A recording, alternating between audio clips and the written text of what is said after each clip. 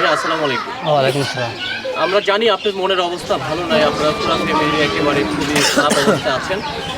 Saiful Islam Saudi আরবে কত বছর ছিলেন?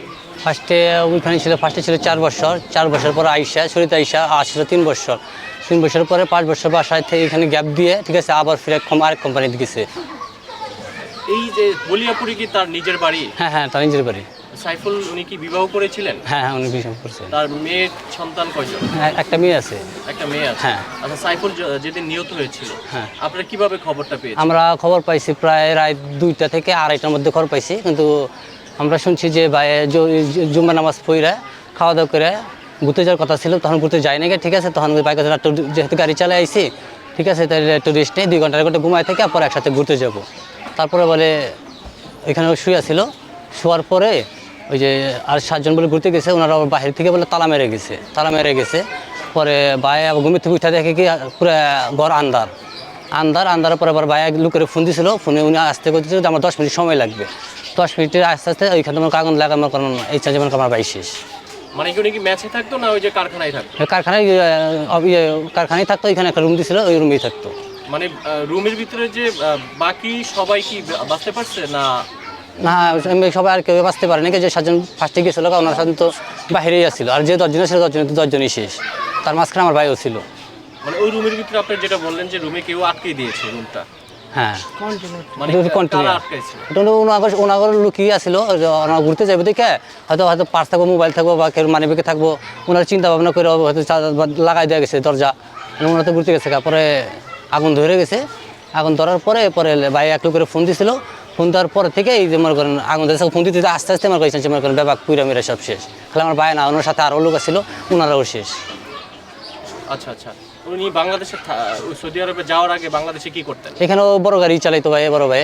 আচ্ছা, উনি কি মালিক, মানে যে ফার্নিচারের কোম্পানির একটি গাড়ি চালাইতো? হ্যাঁ হ্যাঁ, উনি কোম্পানিতে গাড়ি চালাইতো এখানে। আচ্ছা, যে কোম্পানিতে গাড়ি চালাইতো উনি কত বছর ওখানে গাড়ি চালাইতো? এখানে প্রায় গেছিল 14 মাসে। তারা ফার্স্টে যেখানে গেছিলো ওইখানে আরেকখানে গেছিলো, ওইখানে বেতন টেতন দেয় না দেখে, ঠিক আছে, পরে আইসা পড়ছিল, আইসা চুরিতে পরে ফেলে মালিক আবার আরেকখানে নিছে, ওইখান থেকে ওইখানে একই অবস্থা, এই 2 মাসের 3 মাসের বেতন রাখে, মাঝখানে ফাঁকে বেতন দেয়। তারপর পরে লাস্টে ওইখান থেকে ভাই একবার আইসা পড়লো, আইসাটা ওইসার জামুনা করলো, বইলো মিলা পরে ফেলে আসতে আবার আরেকখানে বাউ করছে। ওনার এক বন্ধু ছিল ওইখানে, ওনার বন্ধু ওনার বাইরে নিছে। সাইফুলের ছোট ভাই আপনি ইমরান? হ্যাঁ, ইমরান। লাস্ট কথাটা কি হয়েছিল সাইফুলের সাথে বড় ভাইয়ের সঙ্গে?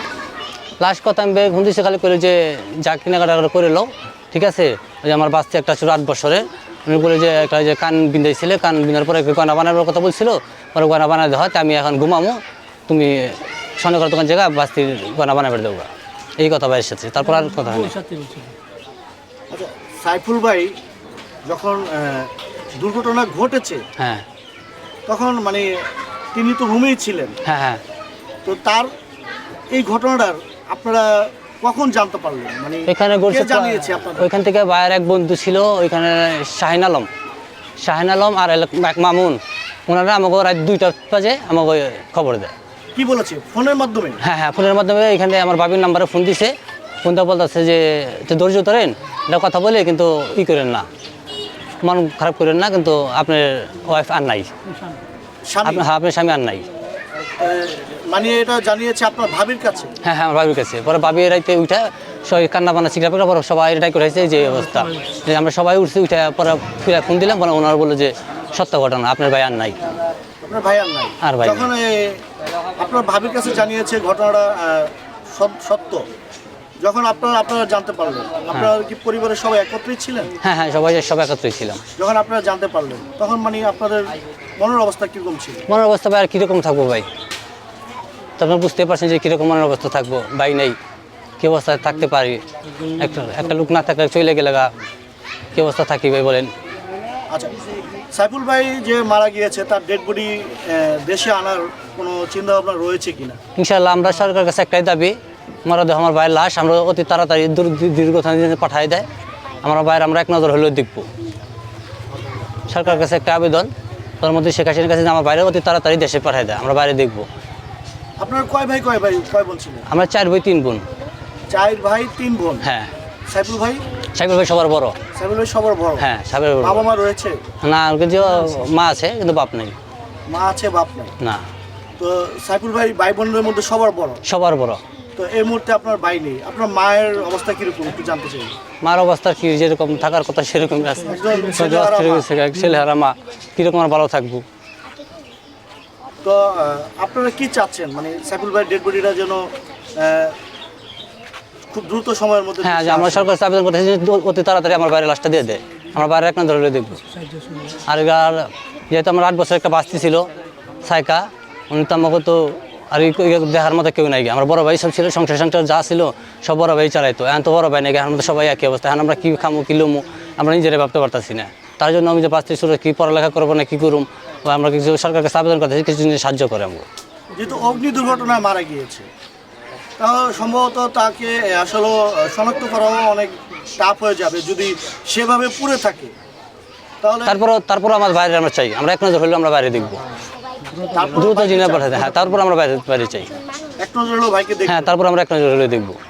আচ্ছা, তারপরও অনেকে আছে আমাদের প্রবাসী ভাইয়েরা যখন প্রবাসী গিয়ে মারা যায়, তাদের ডেড বডিগুলো অনেকে আনে না, কারণ আনতে অনেক সময় প্রয়োজন, 2 মাস 2.5 মাস 3 মাস লেগে যায়।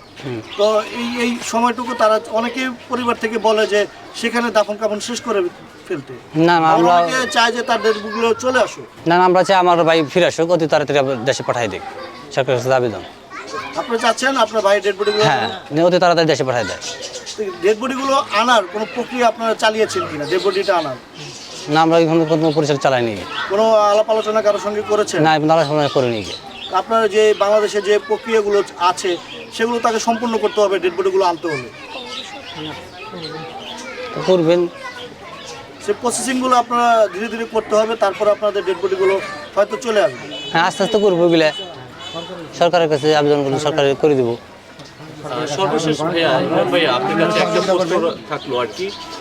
ভাইয়ের সাথে কিন্তু হয়তো বা অনেক সময় কোনো খেলাধুলা বা অনেক সময় মুখ কালাকালি হয়েছে, আপনি ভাই হিসাবে মাফ করে দিয়ে? না, আমার ভাইয়ের সাথে কোনো সময় মুখ এলাকার চোখ লাগালি হয়নি, এরকম কিছুই হয় না। অত এলাকা কেউ বলতে পারবো না যে আমার ভাই যে কেলোর সাথে যোগাযোগ করছে, বেলের সাথে। এই এলাকার পাশে হয়তো অনেক মুরব্বী রয়েছে, বা যদিও কোনো ভুল ত্রুটি অন্যায় করেছে, ভাই হিসাবে আপনি সবার কাছে মাপ? সবার কাছে মাপ চাইবো।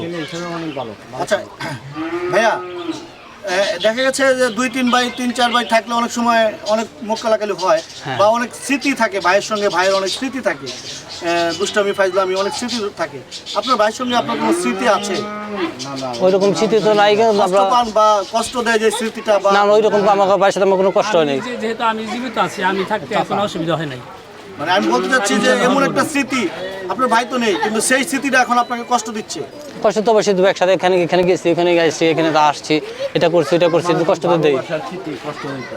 ভালোবাসার স্মৃতি আমি সেটা বলতে চাচ্ছি। একসাথে থাকছি, এখন ভাই নাই, কষ্ট তো হবেই। কোনো কিছু নাই, কষ্টের স্মৃতিগুলোর কথা কোনো কিছুই নেই। না, ভালোবাসার স্মৃতিটাই মানে এখন কষ্ট পাচ্ছে, আমি সেটাই বলতে চাচ্ছিলাম। তো প্রিয় দর্শক শ্রোতা, আপনারা অবশ্যই বুঝতে পেরেছেন।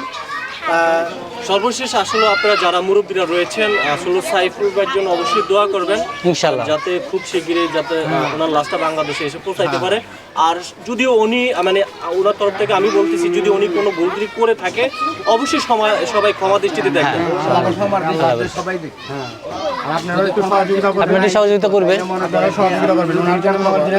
মানুষ আশপাশে যাইতেছে, মনে করেন মানুষের দেরি কমতেছে না। আচ্ছা, প্রতিনিয়ত মানুষজন আসে।